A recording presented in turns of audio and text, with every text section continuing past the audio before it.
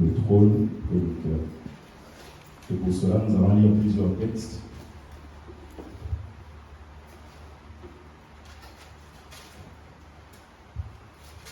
Je vous prie de noter et ensuite on va les lire. Il faut toujours prendre des notes à l'église. Toujours. Moi, je suis pasteur et quelle que soit la personne qui enseigne, je prends des notes. Je prends des notes.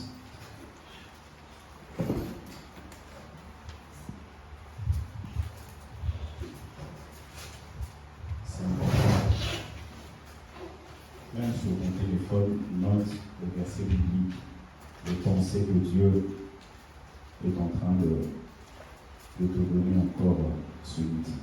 Alors, on va lire 4 portions des Écritures. Premièrement, nous allons lire dans 1 Corinthiens, chapitre 10.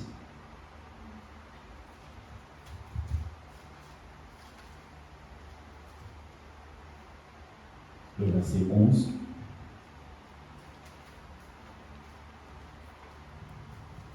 Ensuite, on lira 2 Chroniques, chapitre 26, du premier verset jusqu'au verset 23.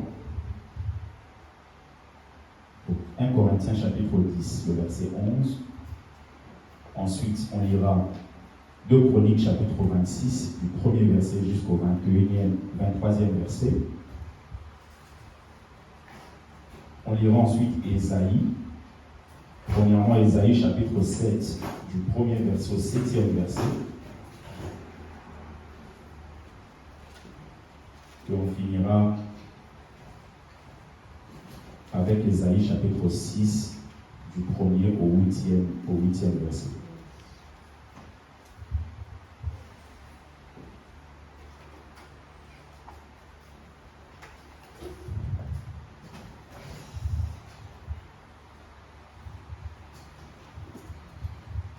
Alors, si nous pouvons prendre 1 Corinthiens, chapitre 10, le verset 11. Je vais lire, la Bible dit: ces choses leur sont arrivées pour servir d'exemple, et elles ont été écrites pour notre instruction, à nous qui sommes parvenus à la fin des siècles. Alors, nous allons prendre 2 Chroniques, chapitre 26.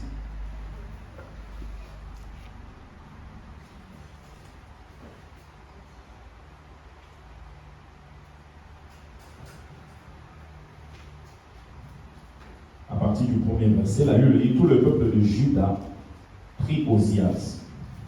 Retenez bien ce nom. Prit Osias, âgé de 16 ans, et l'établit roi à la place de son père Amathia. Osias rebâtit Élot et la fit rentrer sous la puissance de Juda après que le roi fut couché avec ses pères. Osias avait 16 ans lorsqu'il devint roi, et il régna 52 ans à Jérusalem. Sa mère s'appelait Jécolia de Jérusalem. Il fit ce qui est droit aux yeux de l'Éternel, entièrement comme avait fait Amathia son père. Il s'appliqua à rechercher Dieu pendant la vie de Zacharie, qui avait l'intelligence des visions de Dieu. Et dans le temps où il rechercha l'Éternel, Dieu le fit prospérer. Il se mit en guerre contre les Philistins et il abattit les murs de Gath, les murs de Jabneh et les murs d'Asdod, et construisit des villes dans le territoire d'Asdod et parmi les Philistins. Dieu l'aida contre les Philistins. Dieu l'aida contre les Philistins, contre les Arabes qui habitaient à Gurbal et contre les Maonites. Les Ammonites faisaient des présents à Osias et sa renommée s'étendit jusqu'aux frontières de l'Égypte car il devint très puissant. Osias est devenu très puissant. Osias bâtit des tours à Jérusalem sur la porte de l'angle, sur la porte de la vallée et sur l'angle, et il les fortifia. Il bâtit des tours dans le désert et il creusa beaucoup de citernes parce qu'il avait de nombreux troupeaux dans les vallées et dans la plaine. Et des laboureurs et des vignerons dans les montagnes et au Carmel car il aimait l'agriculture. Osias avait une armée de soldats qui allaient à la guerre par bande. Compté d'après le dénombrement qu'en firent le secrétaire Jéel et le commissaire Masséja, est placé sous les ordres de Hanania, l'un des chefs du roi. Le nombre total des chefs de maison paternels des vaillants guerriers était de 2600. Il commandait à une armée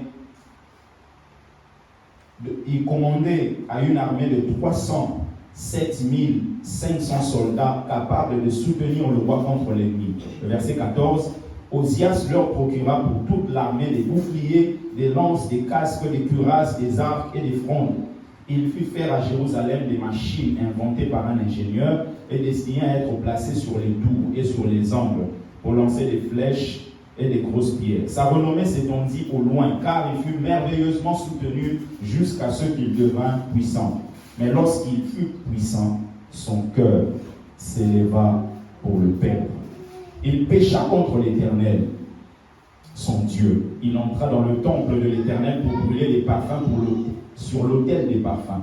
Le sacrificateur Azaria entra après lui avec 20 sacrificateurs de l'Éternel, hommes courageux qui s'opposaient au roi Ozias et lui dirent: tu n'as pas le droit, Ozias, d'offrir des parfums à l'Éternel. Ce droit appartient aux sacrificateurs, fils d'Aaron, qui ont été consacrés pour les offrir. Sors du sanctuaire, car tu commets un péché, et cela ne tournera pas à ton honneur devant l'Éternel Dieu. La colère s'empara d'Ozias, qui tenait un encensoir à la main, et comme il s'irritait contre les sacrificateurs, notez bien ce qui suit, la lèpre éclata sur son front, en présence des sacrificateurs, dans la maison de l'Éternel, près de l'autel de parfum. Le souverain sacrificateur Azaria et tous les sacrificateurs portèrent le regard sur lui, et voici qu'il avait la lèpre au front. Ils le mirent précipitamment dehors, et lui-même se hâta de sortir parce que l'Éternel l'avait frappé. Le roi Ozias fut lépreux jusqu'au jour de sa mort, et il demeura dans une maison écartée, comme lépreux, car il fut exclu de la maison de l'Éternel. Et Jotham, son fils, était à la tête de la maison du roi et jugeait le peuple du pays. Le verset 22, le reste des actions d'Ozias, les premières et les dernières, a été écrit par Ésaïe, fils d'Amos, le prophète. Ozias se coucha avec ses pères et on enterra avec ses pères dans le champ de la sépulture des rois, car on disait, il est lépreux, et Jotham, son fils, régna à sa place. Amen. Un peu long, mais important pour que nous comprenions. Prenons maintenant Ésaïe, s'il vous plaît.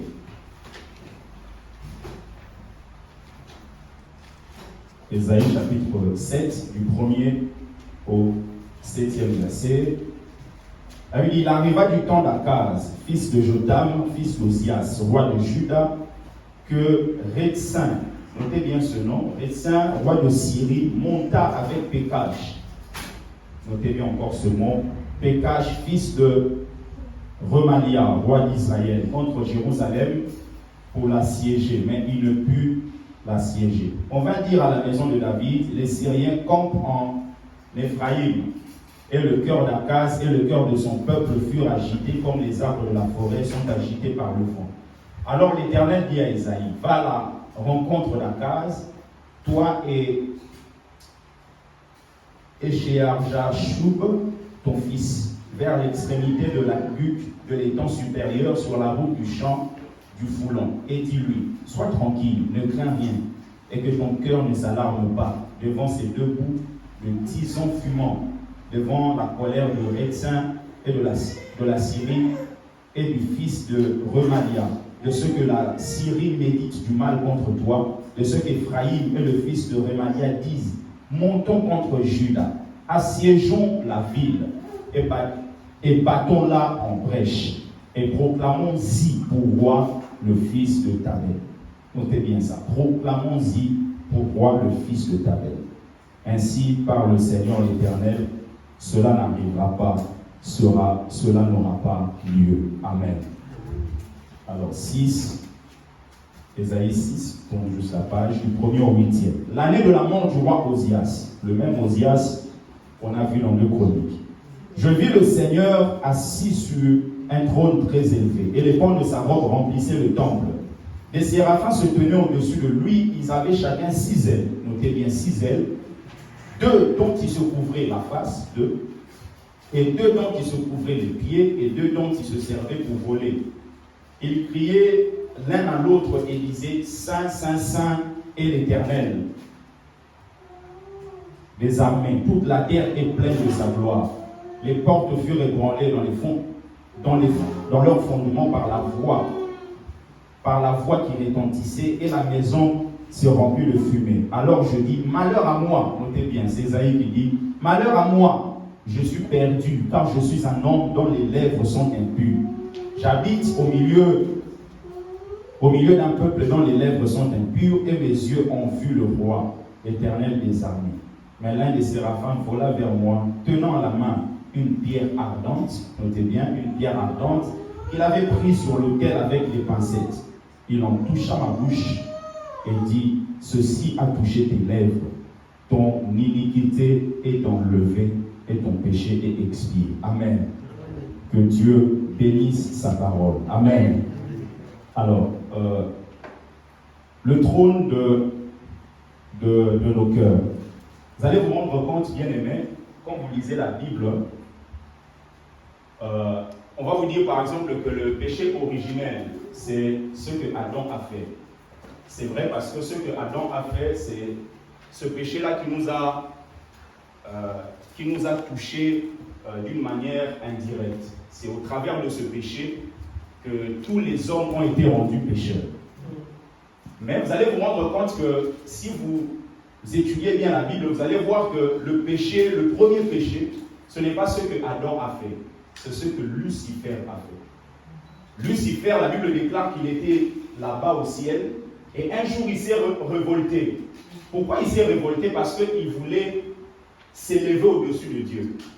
En fait, vouloir s'élever au-dessus de Dieu met déjà en jeu la notion du trône. Parce que Dieu est assis sur son trône, vouloir être élevé au-dessus de lui, c'est vouloir récupérer son trône. Vous voyez? Récupérer son trône. Et maintenant, vous allez voir que on nous parle de la rébellion de Lucifer, qui est devenu Satan. Je vous avais dit la fois passée que Dieu n'a jamais créé Satan. Dieu avait créé un chérubin protecteur qu'on appelle Lucifer. Et ce Lucifer, un jour, il a conçu de l'orgueil en lui. Et cet orgueil l'a poussé à se rébeller.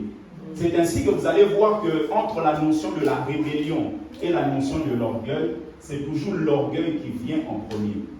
La plupart des gens, pour ne pas dire toutes les personnes, qui se sont rébellés, ce sont des hommes et des femmes qui ont de l'orgueil en eux. Un enfant qui se rébelle contre ses parents, c'est un enfant, même s'il ne l'avoue pas, au-dedans de lui, il est orgueilleux. Pourquoi? Parce qu'il pense qu'il est plus intelligent que ses parents, il pense qu'il est plus sage que ses parents, il pense qu'il peut mieux faire que ses parents. C'est ainsi que très souvent, quand on se rébelle contre Dieu, c'est simplement le fruit de ce que nous sommes en train de penser, même si on ne le dit pas. Nous pensons que nous sommes plus intelligents que Dieu, donc on peut suivre notre propre voie. Donc Satan s'est rébellé, et en se rébellant, la Bible déclare qu'il a été précipité. Il a été précipité. Donc, le trône, par définition, est un siège. Vous pouvez noter, est un siège d'une importance très particulière. Le trône est un siège d'une importance très particulière. Il est le symbole de dignité et d'autorité. Il est le symbole de dignité et d'autorité. Le trône est cet endroit particulier qu'on ne partage pas avec n'importe qui. C'est ainsi que vous allez voir que même lorsque Joseph est arrivé en Égypte, le pharaon lui a autorisé de faire tout ce qu'il pouvait faire. Il dit, ce qui va me séparer avec toi, c'est le trône. Parce que le trône, c'est quelque chose de très précieux. Et vous allez vous rendre compte que dans le cœur de chacun de nous, il y a un trône. Et comme il y a un trône, il faudrait que quelqu'un prenne la place sur ce trône-là. Et justement, la question qu'on va se poser cet après-midi, qui est en train de régner sur le trône de ton cœur? Qui est en train de régner sur le trône de ton cœur? Parce que ce trône peut être occupé par Christ, mais ce trône peut être aussi occupé par le système du monde. Et quand on parle du système du monde, on voit Satan derrière. Parce que tout ce qui se passe, Le maître qui est en train de contrôler ce qu'on voit dans ce système, c'est Satan. Mais on ne le verra pas directement, il a ses agents. C'est ainsi que ce qui est physique reflète des choses qui se passent déjà dans le spirituel. Vous allez voir des réunions qui se font d'une manière physique. Mais ces réunions-là ont déjà trouvé leur soubassement dans le spirituel. C'est ainsi que si vous voulez vivre une vie de victoire dans votre vie physique, il faut déjà commencer à avoir la victoire dans le monde spirituel. Parce que c'est le monde spirituel qui dirige le monde physique. Donc quand on parle du trône, c'est cet endroit particulier qui est en train de régner sur le trône de ton cœur. Parlons par exemple de Salomon. Vous allez vous rendre compte que Salomon, c'est quelqu'un qui est devenu roi après David. Mais finalement, ce Salomon, la Bible déclare qu'à sa vieillesse, son cœur n'était plus tout entier attaché à l'Éternel. Donc vous pouvez laisser tout votre cœur au système du monde, mais vous pouvez aussi laisser une partie au système du monde. C'est ainsi que vous allez voir par exemple des notions comme la désobéissance, comme l'obéissance, mais au milieu vous avez ce qu'on appelle l'obéissance partielle. C'est-à-dire que vous avez quelqu'un qui obéit mais qui désobéit en même temps. Dieu lui dit de quitter Montreuil, d'aller jusqu'à Juvisy, et à Juvisy de prendre un sac de la main d'une femme. Mais lui, il quitte ici, il va à Juvisy, mais arrivé là-bas, il prend le sac des mains d'un homme. C'est-à-dire qu'il est en train d'obéir, mais d'une manière partielle. Mais rappelez-vous, l'obéissance partielle, c'est une désobéissance au devant de Dieu. Parce que Saül a obéi, mais d'une manière partielle. Et Dieu dit, je l'ai rejeté. Donc ce que Dieu attend de nous, ce n'est pas d'avoir une forme de dichotomie dans notre cœur, une forme de division. C'est-à-dire que vous ne savez pas, ce n'est pas clair. Qui est en train de régner sur le trône de votre cœur? Vous ne pouvez pas le dire comme ça clairement. Mais Dieu ne veut pas qu'il y ait cette ambiguïté. Que toi-même tu sois sûr, tu puisses te dire matin, midi, soir, c'est Jésus-Christ de Nazareth qui règne sur le trône de mon cœur. C'est lui et c'est lui seul. L'occupation du trône de son cœur de Salomon n'était pas claire. C'est le cas de plusieurs personnes au milieu de nous. Un moment tu es spirituel, un moment tu ne l'es pas. Un moment tu as envie de prier, un moment. Et le monde nous a fait entrer quelque chose comme quoi la vie chrétienne doit toujours être une vie des zigzags, ça monte, ça descend. Oh non, mais dans la vie c'est comme ça, il y a des hauts, il y a des bas. Non. Ce n'est pas la vie que Dieu attend de nous. Les hauts et les bas, là, les difficultés peuvent arriver. Mais Dieu veut que nous restions constants. J'ai le travail, je suis constant dans ma vie de prière. Je n'ai pas le travail, je suis constant dans ma vie de prière. Il ne faudrait pas que les circonstances qui peuvent changer puissent changer ma vie de consécration. Pourquoi les choses qui changent peuvent changer ma vie? Alors que le Dieu qui est avec moi, lui, ne change pas. Donc si je dépends de lui, ma situation, ma vie de prière ne peut pas changer. Parce que lui ne change pas. Que j'ai du boulot ou pas, lui il est le même. Donc si moi je dépends de lui, ma vie de prière ne peut pas changer. Mais si je dépends des circonstances, c'est ainsi que quand le salaire n'est pas passé, je n'ai pas envie de prier. Quand ce jour-là, il n'y a rien à manger à la maison, je n'ai pas envie de méditer la Bible. Parce que ma vie de prière et ma consécration dépendent bien aimé de ce qui se passe autour de moi. Je prie au nom de Jésus qu'à partir de maintenant, que nos vies spirituelles ne dépendent pas des circonstances qui peuvent changer tout autour de nous. Que cela dépende de Dieu. Comme il est humiliable, alors tu vivras la constance. Tu vivras la constance. Qui occupe exclusivement le trône de votre cœur? Vous savez, dans la vie, bien aimé, ne vivez pas comme si vous étiez seul sur la terre. Jour après jour, vous allez vous rendre compte que la réalisation de votre destinée dépendra aussi des autres. Vous allez voir par exemple celui qu'on appelle Joseph. Joseph avait une destinée. Mais la destinée de Joseph ne pouvait pas se réaliser avec lui seul. À un moment, Joseph, la Bible dit son père l'a envoyé pour aller voir ses frères. Et en allant voir ses frères, il est arrivé dans un lieu. Et dans ce lieu-là, ses frères n'étaient pas là. Et Joseph ne savait pas, en ce moment-là, où se trouvaient ses frères. C'est ainsi qu'il va voir un homme. Et cet homme, c'était la première fois que Joseph le voit. Et c'était la dernière fois qu'on parle de cet homme dans la Bible. Il y a des situations et des circonstances qui ne reviendront pas deux fois. Il y a des personnes dans la vie, vous n'allez pas les rencontrer deux fois. Joseph a vu cet homme lui a dit, j'avais entendu, tes frères avaient dit, allons à Dothan. C'est là que Joseph a compris, mes frères se trouvent à Dothan. Mais quand Joseph entendait cette phrase, qu'est-ce que cela disait? Cela disait à Joseph, je suis en train de te donner un chemin pour que tu ailles accomplir ta destinée. Donc la destinée de Joseph dépendait aussi des autres. Parce que ce que vous vivez maintenant, il y en a de ceux-là qui l'ont vécu il y a 15 ans. Ce que vous allez vivre dans 5 ans, il y en a de ceux-là qui sont en train de vivre ça aujourd'hui. Regardez la vie de David. David avait besoin de Jonathan pour être préservé face à toutes les méthodes qu'employait Saül. Il avait besoin de lui. Même Jésus avait besoin de Judas. Parce que si Jésus n'est pas vendu, Jésus ne sera pas crucifié. Et s'il n'est pas crucifié, il ne sera pas ressuscité. Et s'il n'est pas ressuscité, il ne recevra pas le nom qui est élevé au-dessus de tous les noms.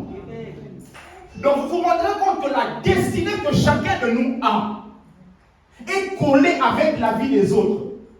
C'est-à-dire que jour après jour, il faudrait marcher dans la révélation. Parce que tu peux marcher en sortant d'ici, rencontrer un homme qui peut paraître bizarre. Mais cet homme qui est bizarre, c'est celui que Dieu a passé sur ton chemin pour que quelque chose puisse s'accomplir dans ta destinée. Et ça peut ne pas être quelque chose d'agréable. C'est-à-dire que vous êtes chez quelqu'un à la maison. Tout va bien avec cette personne. Tout d'un coup, un jour, la personne change. La personne vous dit, mais je suis mal à l'aise dans ma maison. Elle vous fait comprendre que vous devez sortir. Et vous, si vous n'avez pas la révélation, vous pouvez vous dire, mais comment les gens sont comme ça? Mais Dieu peut utiliser une telle situation pour que lorsque vous allez prendre vos bagages, en sortant de sa maison, vous puissiez rencontrer quelqu'un. Et cette personne vous dire une chose, et cette chose vous propulse vers votre destinée. C'est ainsi que la Bible déclare, toute chose concourt au bien de ceux qui aiment Dieu. Parce que quand vous aimez Dieu, vous le craignez. Et quand vous le craignez, Dieu prend soin de votre vie. Il vous conduit sur le chemin. Ceux qui se confient en lui, la Bible déclare qu'ils trouvent des chemins pour tracer. Dieu lui-même a tracé le chemin de Joseph. Joseph n'était pas conscient de tous ces chemins-là.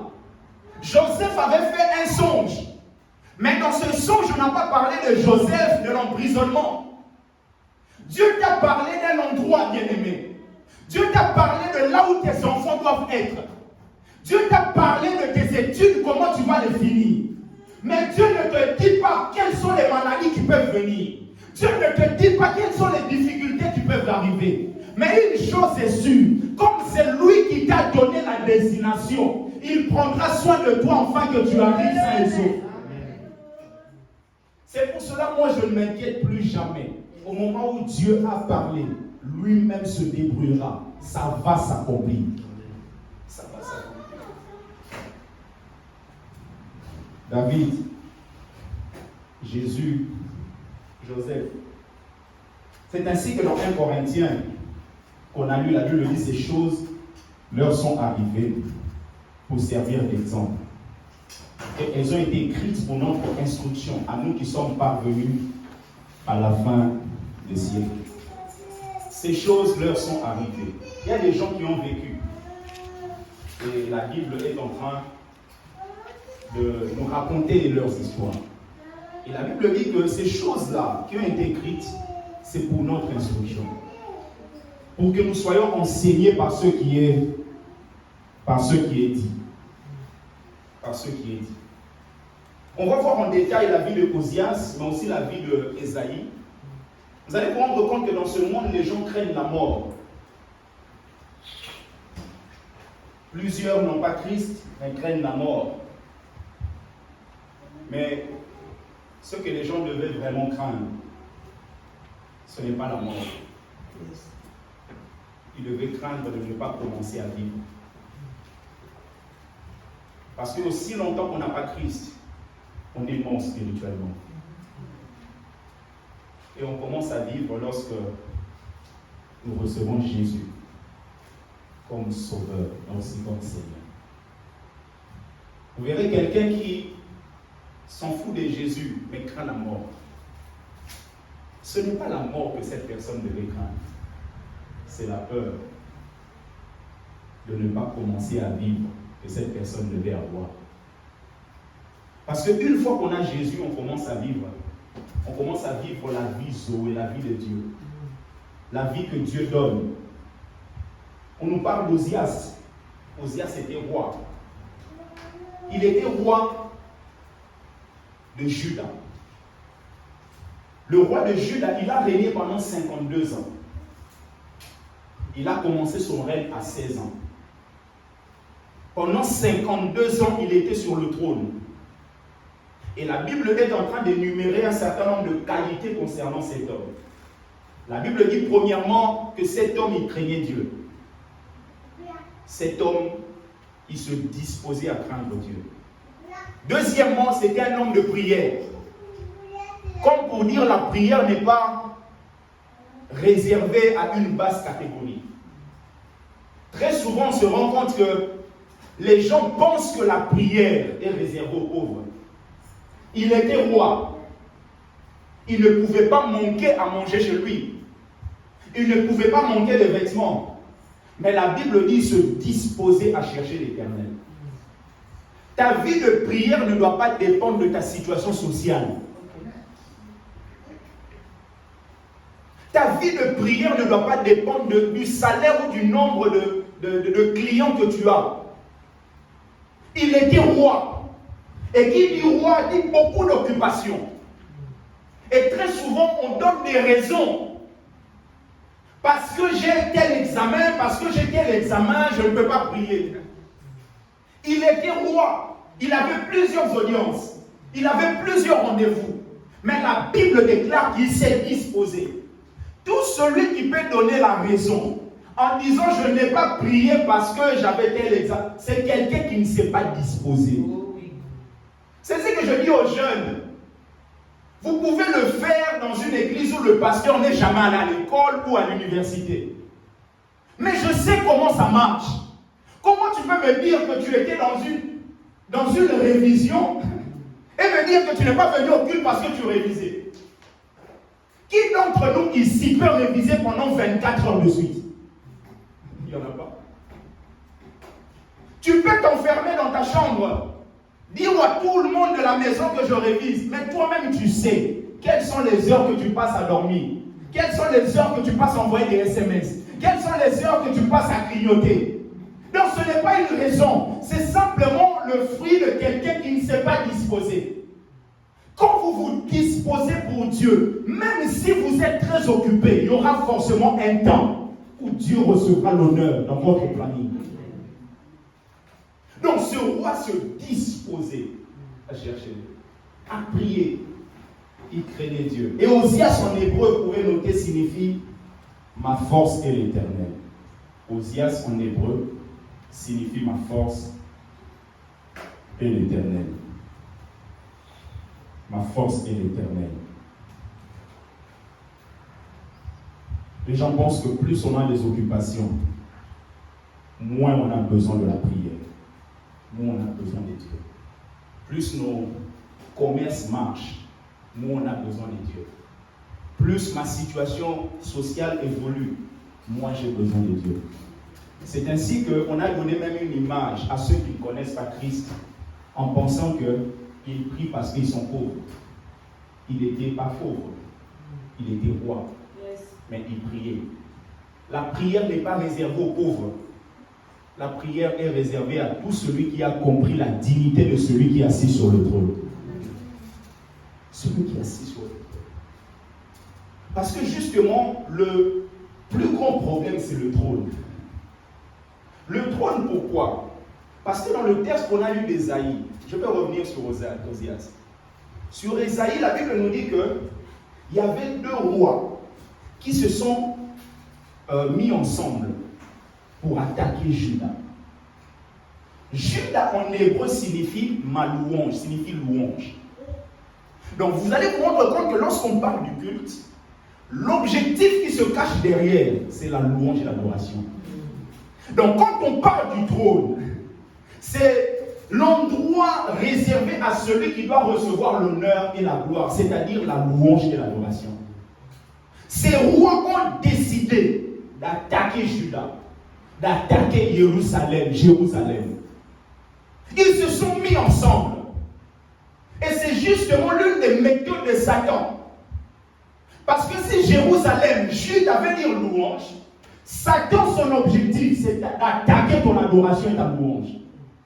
C'est de pousser à pouvoir voir autre chose que celui qui doit être assis sur le trône. Ils se sont mis ensemble pour attaquer Juda. Et c'est justement la méthode de Satan. Attaquer le royaume de nos cœurs. Pour que le royaume de nos cœurs ne soit plus dirigé par Jésus-Christ de Nazareth. Parce que leur objectif, c'était non seulement d'attaquer, mais c'était aussi de mettre un roi. Donc, Jérusalem ou Juda est l'image de ta vie ou de ton cœur. Et dans ton cœur, il y a un trône. Comme dans Juda, dans Jérusalem, il y a un trône. Et ces rois se sont réunis pour attaquer Juda. Mais ils ne sont pas là juste pour attaquer. Ils sont là pour pouvoir placer quelqu'un que eux-mêmes ont choisi sur le trône. C'est ainsi que jour après jour, vous verrez qu'il y a des combats. Et Satan, depuis Genèse, lorsque la guerre a été déclarée, Genèse chapitre 3, le verset 15, Dieu lui dit, comme tu as fait ça, la postérité de la femme t'écrasera la tête. Toi, tu le montreras le talon. Depuis ce jour-là, Satan, par l'entremise du serpent, est en train de chercher la descendance qui va l'écraser la tête. Parce que lorsque Dieu dit, la postérité ou la descendance de la femme va t'écraser la tête, Dieu ne donne pas de précision par rapport à cette descendance-là. C'est ainsi que, vu que la vie continuait, Satan pensait que ça pouvait être Caïn. Mais il s'est rendu compte que Caïn a commis quelque chose de mauvais qu'on appelle le meurtre. Il s'est dit non, ça ne peut pas être Caïn. Et ensuite, il a pensé que ça pouvait être quelqu'un d'autre. Il s'est rendu compte que par exemple Noé, la Bible dit, il était juste. Mais finalement, à un moment, Noé s'est saoulé. Et l'enfant de Noé, Cham, a vu sa nudité. Et il s'est dit non, mais ça ne peut pas être quelqu'un comme ça qui boit à tout moment. Il passe, il va ailleurs. Il regarde par exemple Moïse. Il dit, mais Moïse, quand il vient, il dit, Dieu vous enverra un autre prophète. Et quand il viendra, il faudra l'écouter. Il se dit, mais finalement, ce n'est pas lui. Donc, Satan était à la recherche de celui qui va l'écraser la tête. C'est ainsi que quand il a appris que ce roi doit venir de la tribu de Juda, c'est ainsi que par la porte de ces deux rois, il s'est dit, on va s'unir pour attaquer Juda.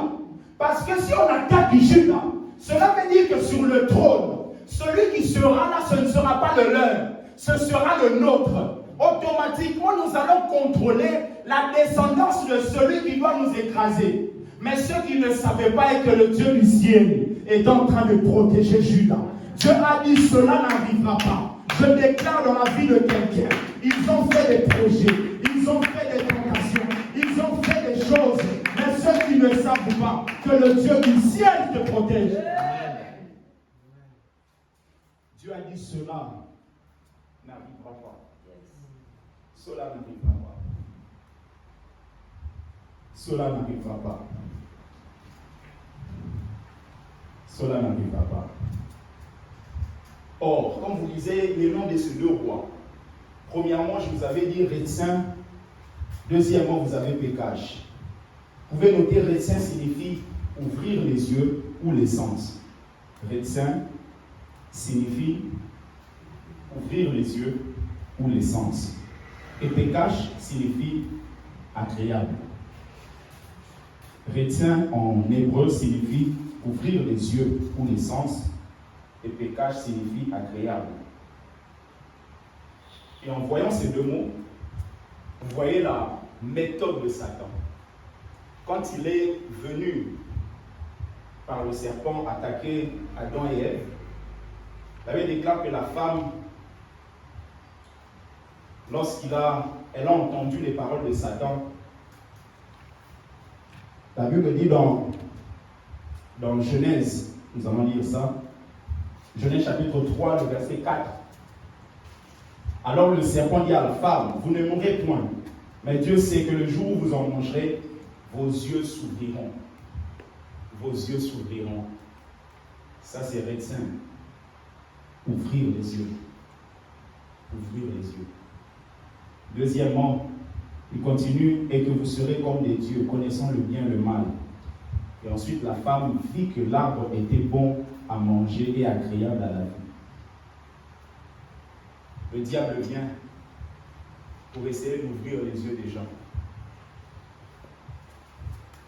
Mais ouvrir sur quoi? Sur des choses qui nous tuent. Des choses qui nous tuent. Des choses qui ramènent la mort. Des choses qui ramènent la mort. Et il nous pousse à voir le côté bon de ce que Dieu a interdit. C'est vrai que Dieu a interdit, mais ça aide quand même. C'est ça le dire. Ouvrir les yeux, et ensuite vous pousser à voir l'agréable dans ce que Dieu a interdit. Le trône de nos cœurs doit être occupé par le Seigneur lui-même. Osias, malgré toutes ses qualités, la Bible déclare qu'Osias est mort lépreux. Pourquoi? Parce qu'Osias, un jour, il est entré pour offrir, alors que la mission était réservée aux sacrificateurs. Lui, il était bon. Il est parti toucher là où il ne fallait pas toucher. Osias, il avait une vie de prière. Osias, il craignait Dieu. Osias est tombé dans un piège de penser que c'est parce que je prie que je peux faire tout ce qui me vient en tête. Très souvent, on grandit avec Dieu et à un moment, d'une manière sournoise, on n'est plus dépendant de Dieu. On commence à penser que c'est parce qu'on a une grande maturité, on peut faire des choses selon nous. On ne s'attend plus à Dieu en disant à Dieu, Seigneur, qu'est-ce que tu veux pour ce petit projet? On se dit, mais comme j'aime... Non, très souvent on passe à côté. Et c'est la lèpre qui vient. Et la lèpre, c'est une maladie qui touche la peau. Quand vous êtes lépreux, cela vous pousse à être exclu de la société. C'est quelque chose qui est arrivé à Osias. La Bible dit, jusqu'à sa mort, il a été mis à l'écart. Mais regardez, Osias voulait mettre Dieu à l'écart. Parce que c'est Dieu qui avait mis le principe comme quoi seul le sacrificateur devait offrir. Mais lui, il est parti offrir. Il mettait Dieu de côté. Mais en mettant Dieu de côté, c'est lui-même qui a fini par être mis de côté. Très souvent, on pense qu'on met Dieu de côté, on continue notre projet. Et il y aura un mur devant. Et c'est là qu'on se rendra compte que c'est nous-mêmes qui avons provoqué la chose. Tu te cognes là, alors que tu as laissé Dieu là-bas. Et après, tu te dis, mais Seigneur, tu es où? C'est toi-même qui t'es mis de côté. Dieu était là, il t'attendait. Mais tu as pensé que tu es plus intelligent que lui.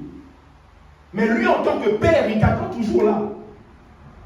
Mais une fois que tu t'es cogné là, il faut justement avoir ce cœur repentant. De dire à Dieu, je reviens. Et il y a plusieurs choses dans la Bible qui ont été écrites pour que toi, tu ne vives pas la même chose. Si Osias est mort lépreux, Dieu ne veut pas que nous qui sommes ici, nous puissions mourir lépreux. C'est ainsi que dans le texte de 1 Corinthiens, la Bible dit, ce qui a été écrit, c'est pour notre instruction. Et on le voit maintenant pour terminer mon message dans la vie d'Ésaïe. Ésaïe était contemporain de Osias. C'était son ami. Ils étaient dans le même temps que Zacharie. Et la Bible dit d'ailleurs que Zacharie avait l'intelligence des visions de Dieu. Ça nous enseigne d'ailleurs sur la qualité même de ceux qui doivent être nos amis. Je crois fermement que si Osias a pu cultiver sa vie chrétienne et sa vie spirituelle, c'est parce qu'il était attaché à des hommes comme Zacharie. Et Ésaïe, quand il a vu que son ami était devenu lépreux, maintenant au chapitre 6 d'Ésaïe, la Bible dit l'année de la mort du roi Osias. C'est-à-dire que Osias est mort, mais Ésaïe est en train de donner une information. Malgré le fait que Osias est mort, mais le Dieu en qui Osias avait cru au début, il est toujours sur son trône. Malgré le fait qu'on parle de corona, malgré le fait qu'on parle des variants, bien aimé, laissez-moi vous dire, le Dieu en qui nous avons mis notre foi est toujours sur son trône. Il dit, j'ai vu le Seigneur assis sur son trône, et les pans de sa robe remplissaient le temple. Et il y avait des séraphins au-dessus de lui. Quelqu'un qui est assis sur le trône, c'est quelqu'un qui est dans une position pour être vu, pour être célébré. Mais au-dessus de lui, la Bible dit qu'il y avait des séraphins. Donc, si on peut voir celui qui est assis sur le trône, vous le voyez vous le voyez par exemple dans les mariages. Pourquoi est-ce que dans les mariages on met des trônes pour les mariés? Pour que celui qui est au bout là-bas n'ait pas toujours besoin de se déplacer pour venir voir le marié. C'est-à-dire que de là où il est, même si il est court de table, il puisse se regarder comme ça et dire, ah, les mariés sont bien habillés. Donc la Bible dit que le Seigneur était sur son trône, mais au-dessus de lui il y avait des séraphins. Donc si on peut voir celui qui est sur son trône, on verra encore mieux ceux qui sont au-dessus. Maintenant, ceux qui sont au-dessus ont compris la notion de l'adoration. La Bible déclare qu'ils se sont couverts. Ils avaient des ailes pour se couvrir. Ils en avaient 2 pour se couvrir les pieds, 2 pour se couvrir le visage. En fait, se couvrir le pied et le visage, c'est l'image de l'adoration. Et ils en avaient 2 pour voler. C'est l'image du service, de tout ce que vous pouvez rendre pour Dieu. Maintenant, faisons la comptabilité, il y en avait 6. 4 pour se couvrir, donc les pieds et le visage. Seulement 2 pour voler. En fait, Dieu nous donne un indice important. L'adoration est plus importante que le service. L'adoration est plus importante que le service. Et Ésaïe a compris. Ésaïe dit, mais je ne veux pas finir l'épreuve. Et quand il a vu le Seigneur, la Bible déclare qu'Ésaïe a dit, mais malheur à moi, parce que je suis un homme qui a les lèvres impures. Or, celui qui avait la lèvre en ce temps-là, on le couvrait les lèvres. Le couvrir les lèvres est un signe pour dire aux gens qu'il a la lèvre. Et Ésaïe dit, j'ai les lèvres impures. Comme pour dire, je ne suis pas différent d'Osias. Très souvent, on pense qu'on est différent d'Abraham. Très souvent, on pense qu'on est différent de ceux qui sont tombés. Des fois même, on est pire que eux. C'est simplement leur péché qui s'est montré. Mais notre péché est toujours caché. Mais Esaïe a compris, il dit non. Osias, On a vu son péché, mais moi mon péché est caché. Mais au devant du Seigneur, je ne cache pas mon péché. Il dit, mes lèvres sont impures. Mes lèvres sont impures. Mes lèvres sont impures. Ce que j'aime, je vais prendre ce texte. Ésaïe 6. Alors je dis, malheur à moi, verset 5, je suis perdu, car je suis un homme dont les lèvres sont impures. J'habite au milieu d'un peuple dont les lèvres sont impures. Et mes yeux ont vu le roi, l'Éternel des armées. Verset 6. Mais l'un des séraphins vola vers moi, tenant à la main une pierre ardente qu'il avait prise sur l'autel avec des pincettes. Il en toucha ma bouche et dit, ceci a touché tes lèvres, ton iniquité est enlevée et ton péché est expié. Verset 6. Mais l'un des séraphins vola vers moi, tenant à la main une pierre ardente. Ardente, il y avait du feu. Et le feu là, c'est l'image du Saint-Esprit. Pendant que tu te rends compte, finalement, tu n'es pas différent d'Osias.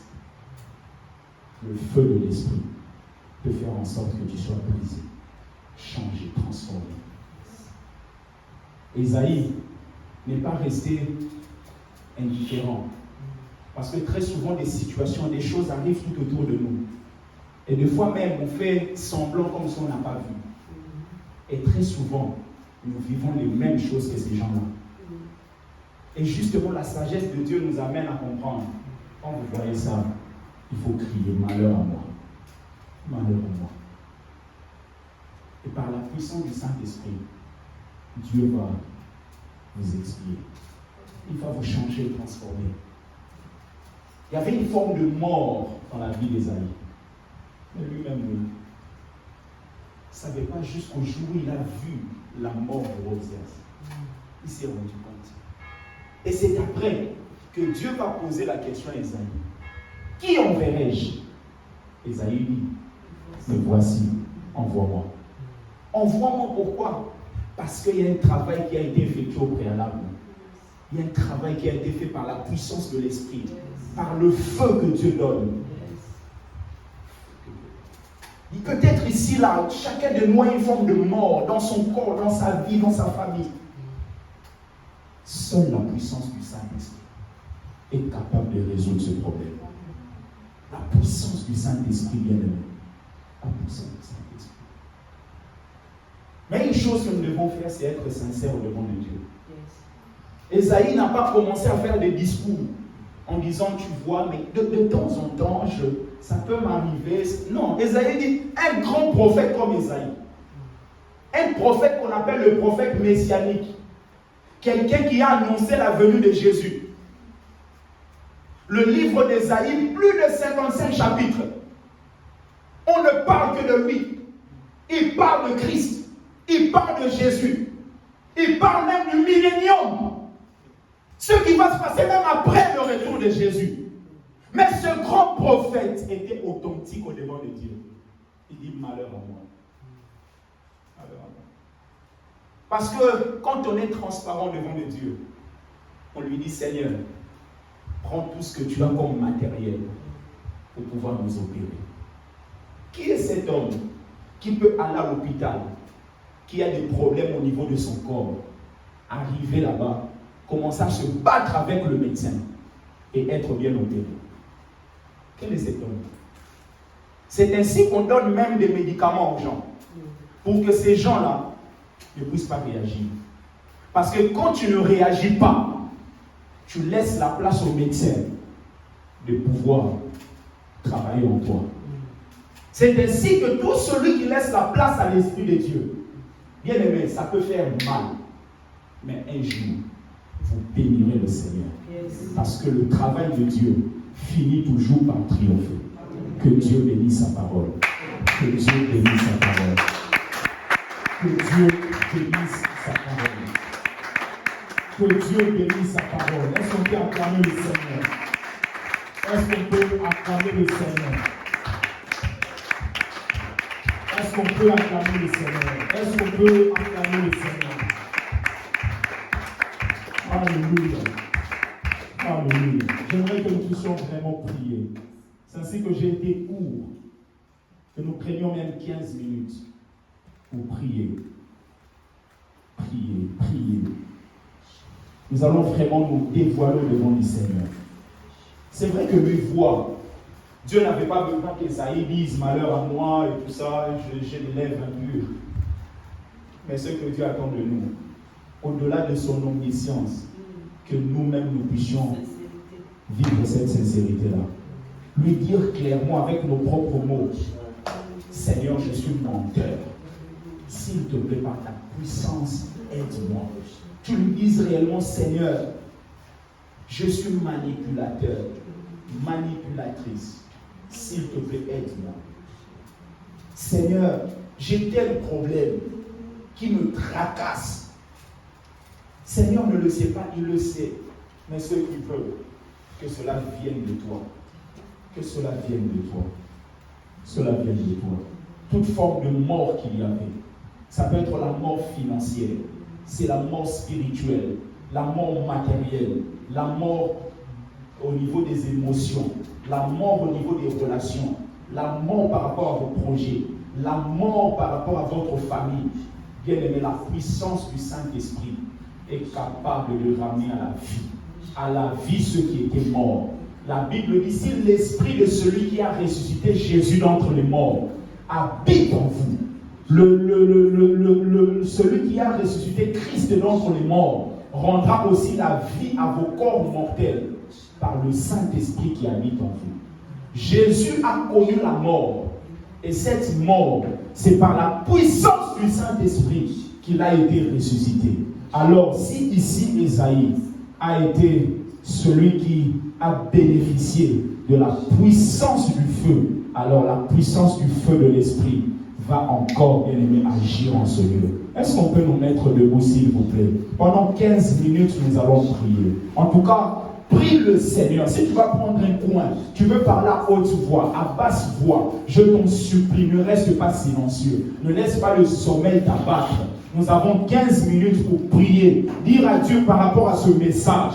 Seigneur Dieu, que toute forme de mort puisse être ôtée dans ma vie, dans mon corps, dans ma famille. Élevons nos voix bien-aimés. Prions au nom de Jésus. Éternel Dieu des armées, merci. Merci parce que tu es fidèle. Merci parce que tu es bon. Merci parce que tu es merveilleux. Merci parce que tu es parfait. Yahweh Père, toute forme de mort, Seigneur, disparaisse. Toute forme de mort disparaisse. Nous venons devant de toi, Seigneur.